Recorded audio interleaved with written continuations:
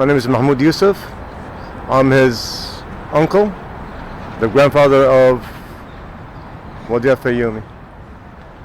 To start with, we want to thank everybody here. We want to thank the judge, the jury, and of course everybody who's involved, from Plainfield, for their mayor, for their police, and their all community. The sentence was just for a criminal, but was not just for us as families, as parents. We needed more answers. Unfortunately, Mr. Joseph did not give his statement today because we were not prepared for anything. Because no matter what we say, no matter what kind of sentence, it's definitely not justified. I mean, he's only 6 years old. The father here, he had plans for him. He had future. Unfortunately, it was taken away, and he had no rights to do that. And if you have... You looked Joseph right in the eyes several times. Why did you have to do that? There's a lot of emotions inside. And one of the reasons I looked at him, I was hoping for him to come up and say something, just to justify it. But trust me, no, we're not satisfied. Could you explain what you said in court as far as what kind of answers you were looking for from it? We needed more explanation. What exactly made him flip the way he did?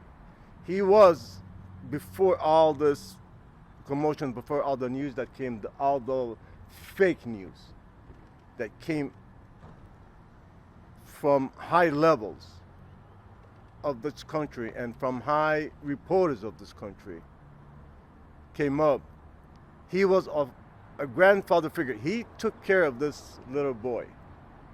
After the news, that's what everything changed. So we needed him to come up and say something. What did he hear? What did he feel from those fake alleged news that came out? We needed that. Were you surprised that he did not give you an answer? Yes, Why we were were you surprised because for just for a second we thought he had some rumors inside of him that we would come up and say, okay, I want to come up and say 1, 2, 3, but unfortunately, he did not. He was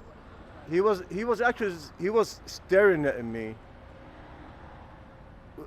It's like he wanted to say something, but he didn't. But yes, when I looked at his face, it was hard.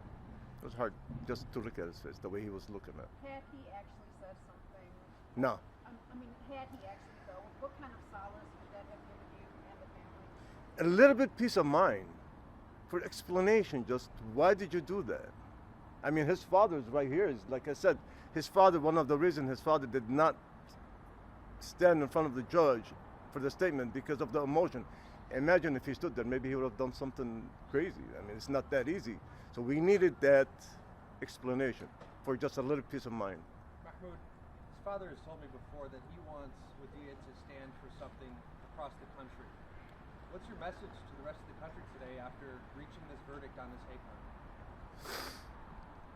Unfortunately, lately there's been a lot of hate crimes around the whole country, not just Wadee. Wadee was the first to start with. There was a lot of hate crimes, and we needed that to stop. We need people to understand other people at first. Don't just come up and judge. We've seen a lot of hate crimes around the country. The messages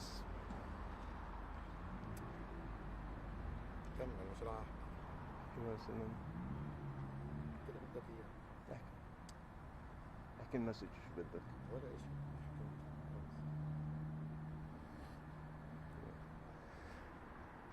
it's like I said, We wish people just to understand other people more, especially religions. And most of the hate crimes going on in this country right now, if you pay attention, is all against Muslims. All of them. The hatred against a religion that people don't understand. They just come up with a judgment. And we know that it's tied up with the war overseas, unfortunately. That's why our son was killed, because of the war overseas. And the lies of all the news comes and allegations about that war, unfortunately. And some people are bringing this war to this country. You cannot do that. You cannot bring the war here. You cannot bring hatred to this country for things that you have in your mind. We need that to stop. So your son, he received 53 years in prison. He's not likely to last that long, being 73 with cancer. But do you think that the number, the 53, was still enough to send a message about hate crime? No, it's never. It's never enough. The numbers, it doesn't matter what numbers are. He took a life from us. He took a future, this gentleman's future, that he had planned. His grandfather was asking to see him, and he was supposed to go overseas to see his grandfather. When he went overseas to see his dad, his grandfather asked him, "Where's the kid? Why did you leave him there?" That's not enough. There's no just for the numbers of years that he's going to be in prison. There never be. It's like I said, there's more than that. There's more emotion than that. There's future. He had plans. He already has memories. He built memories with his son from the day he was born. He took it. And he had no right to take it. He had no rights. And you guys still plan to continue with the wrongful death lawsuits? Yes, we are. We are. How was Miss Shafee? I haven't seen her in a while, but she should be okay. So. Can you spell your name for us, please? Mahmoud Yousef. And your relation? I'm a grandfather. Anything else?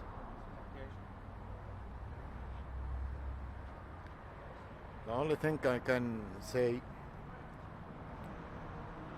this is America.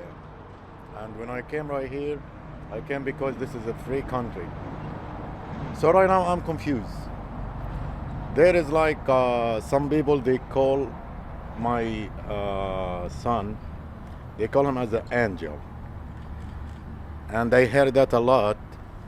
Some people too, they call him as a devil Muslim. And the thing they make me confused, the same guy, he was looking about my son as an angel. Right now he call him as a devil. So I don't know, this is America? That's what that mean? That's a free country? So I don't know, I have nothing to add. Thank you for everybody. Thank you. Can we get your name and spell it for us? My name is Wadee Alfayoumi, Odaialfayoumi. No problem. Thank you guys. Appreciate it.